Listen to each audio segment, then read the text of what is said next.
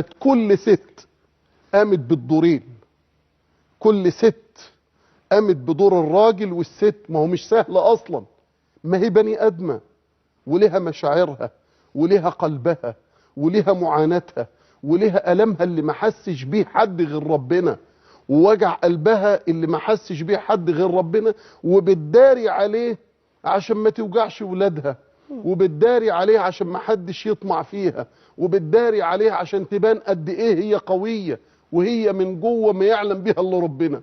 ده ما يضيعش عند ربنا. فسيدنا النبي بيدخل اول رجل تتحط في الجنة، اول قدم تخبط ارض الجنة، بجواره مين؟ كل ست قامت بالدورين. بسم الله الرحمن الرحيم. رب اشرح لي صدري ويسر لي أمري واحلل عقدة من لساني يفقهوا قولي. رب ادخلني مدخل صدق واخرجني مخرج صدق واجعلني من لدنك سلطانا نصيرا. اللهم صل وسلم وبارك على سيدنا محمد صلاة تحل بها عقدي وتفرج بها كربي يا رب العالمين. صباح الخير أو مساء الخير والورد والرضا والأنوار عليكم يا أحلى متابعين. صباح كله راحة بال. اول ما ابتديت كده رحنا جبنا العيش بدري من الفرن وقسمته كده عشرات وحطيته في الفريزر. ودي طبعا بعد مشتروات كده بنكمل بيها بقية الشهر. انتوا عارفين طبعا ميزانية الشهر بنيجي في الاخر كده اسبوع بنخسع يعني.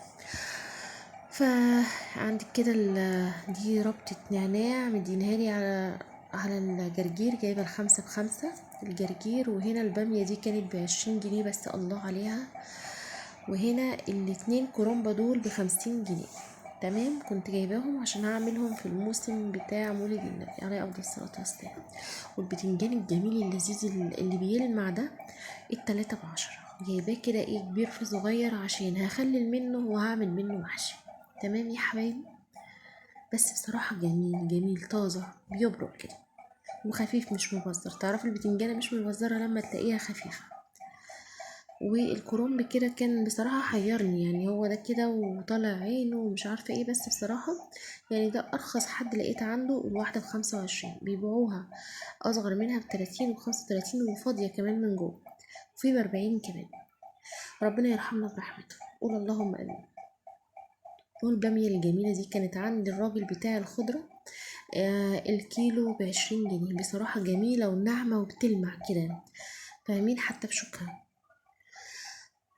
بس يا حبايبي برضو الكرنب جايزني كل شويه اصوره لكم والكاميرا مش مساعداني. ايوه كده بصوا الباميه بتلمع ازاي بتبرق، ما شاء الله. بألف انا وشفا علي شاف وعلي جاب وعلي هيجيب. 3 ربط دول خضرة 3 ب5. بصوا ما شاء الله بقى حلوين شوية اتملوا شوية. من عندي برضو بتاع الخضرة بتاع الجرجير. وده كيلو الجبن دوت كان ب40 جنيه.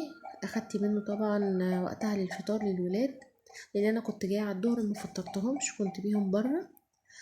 وبرضو بوديكم الجرجير شكله عامل ازاي. وخدت منه ربطة النعناع دي، لازم كل ما اخد منه ليا ربطة نعناع بتاعتي وهو عارفها طبعا.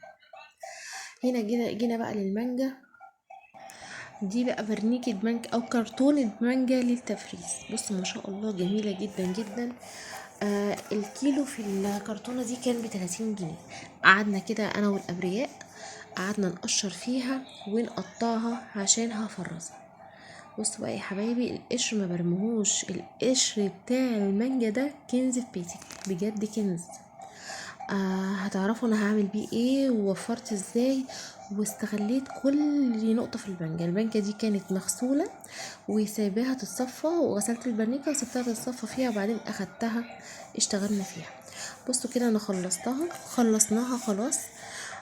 بصوا بقى كده انا كده المانجا كده لوحدها هتتكيس دلوقتي وهفرزها عشان افرزها. اللي فيها قطع واللي فيها سايب كله في قلب بعض. تمام. ادي بقى هنيجي عندكم لايه دلوقتي. بصوا بوريكم كده هي فيها قطع وفي قلب بعض جميلة شرايح اللهم بارك. وعاملة الكيس على قد اللتر او على قد العصر اللي انا هعملها عشان ما هقدرش فيها. تمام يا حبايبي. هنيجي هنا بقى للقشر بتاعنا. انا حطيت القشر لوحده في طبق زي ما انتم شايفين، وحطيت البذر ده هعمل فيه ايه هكحته. هتلقوا دلوقتي هتشوفوا معايا وهتعرفوا هيطلع ايه. ودي الكمية اللي طلعت لي منها المانجا. يلا بينا نكمل بقية الفيديو ونشوف استغلينا القشر ازاي. طبعا الطريقه مضمونه بقول لكم جميله وموفره، وما سبتش فيها اي حاجه، ما رميتش منها اي حاجه. هنا يا حبايبي بقى انا جبت القشر وحطيته في الخلاط، بس طبعا المقطع ده مش عارفه اتحذف تقريبا. حطيته في الخلاط وحطيت عليه طبعا كملته ميه، يعني نص الخلاط القشر، وحطيت عليه ميه وسكر وضربته. وبص بقى القوام لزج تقيل جدا جدا جدا ما شاء الله عليه، اللهم بارك. بصوا القشر هيطلع لي ايه، ودول بس نص شفشق يعني مش كميه القشر كلها. تمام. بصوا معايا بقى هنصفيه كويس كده. ايوه انا ما حبيتش اجري المقطع ده عشان تشوفوه كده معايا بالراحه جدا اهو. هنبتدي بقى ان احنا ايه، نعصر فيها كده بالمعلقه، نقلب فيها. بصوا ما شاء الله ما شاء الله. هنا انا كنت كحت البذر بتاع كنت طبعا ابني بيعمل لكم، قولوا اعملوا لايك، دوسوا لايك ما تكسفوش بقى، ورجاء اشتراك في القناة وكومنت طبعا اعرف رأيكم في الفيديو. والبذر بتاع المانجا انا طبعا عملت ايه، كحته. هتلاقوا حتى وانا بصبها دلوقتي هتلاقوه منزل كتل، الكتل دي جايه من بذر المانجا، لان احنا ما كناش كحتناها كويس. بصوا كده ما شاء الله، بصوا هينزل كمية عاملة ازاي. بصوا احنا كنا بنرمي ايه، طبعا القشر ده متنضف وايدينا مغسولة واحنا بنعملها. المانجا كانت مغسولة وايدينا مغسولة. بصوا يا حبايبي اللهم بارك. بصوا بعصر فيها ما شاء الله. مش عارفه ايه الجمال اللي في القشر بيخلي العصير بتاعه لزج وليه طعم، تحس انه خلاصه المانجا بجميع نكهه المانجا كده في شويه العصير دول، حاجه كده ما شاء الله سبحان الخالق فيما خلق بجد. فانا ما سبتش منها حاجه، لا قشره ولا بذره ولا حتى عصير ولا قلب المانجا. بصوا كده طلع عامل ازاي ما شاء الله. ده كده مكان المعلقه، القشر اللي في المعلقه ده مكان المعلقه اللي انا كنت بعصر فيها، للاسف قلبت فيها. بصوا يا حبايبي جميل جميل ما شاء الله. بصوا تقله عامل ازاي، انا ما خفيتوش على كده، انا ما خفيتوش. تعالوا بقى نشوف معانا.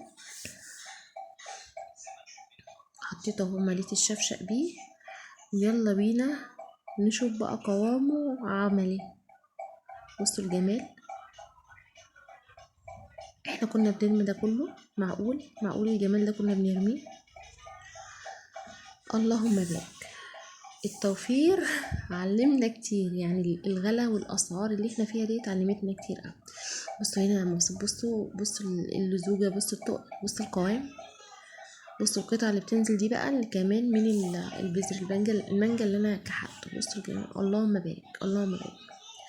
رجاء بقى ما تنسوش بلايك لو استفدت مني بحاجه او علمتك حاجه النهارده، ما تنسيش بلايك ودعوه حلوه من قلبك وكومنت، ويا ريت تشيروا الفيديو بالله عليكم.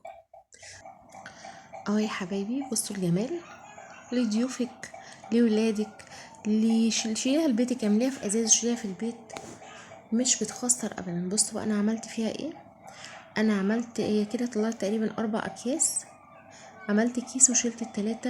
مش ممكن كنز على الريحه، على الريحه اللي عاملاها لي في الفريزر وفي التلاجة، بجد جميله ما شاء الله، معبقالي الشقه كلها. انتوا عارفين الفريزر بيطلع الروايح اللي فيه، بجد جميله اللهم بارك. ويا ريت تكونوا اتعلمتوا من طريقتي. هنا انا جبت التين، جبت 10 كيلو من التين، كان ب20 جنيه. انا بقول لكم على الاسعار يا رب ما اكونش نسيت حاجه. عملت ايه، حطيت عليه 1.5 كيلو سكر، ال10 كيلو خدوا 1.5 كيلو سكر، على ليمونتين كبار زي ما انتوا شايفين كده، وسبته في قلب بعضه. وبس بقت احلى مربى. كمان شلتها في برطمانات للمدارس، يعني انا ضربتها بقى، سبتها باتت لتاني يوم بردت خالص، وجيت في الكبه ضربتها كده عشان تبقى ناعمه خالص، هم مش عايزينها قطع، وشلتها ببرطمانات خلاص للمدارس، يعني من ضمن تجهيزات المدارس. رجاء بقى تشيروا الفيديو، ما تنسونيش بدعوة حلوة من قلبكم، ويا ريت يا ريت تشيروا الفيديو على قد ما تقدروا، واللي ما اشتركش عندي يشترك. هنا بقول لكم انا ما حطيتش اكتر من ليمونه وليمونه تانية، يعني بص انا عامل لكم بايدي ان هما هيبقوا 2، حطيت واحده في الاول وواحده في الاخر. بس كده يا حبايب قلبي، شكرا لكم لوقتكم، والسلام عليكم ورحمه الله وبركاته.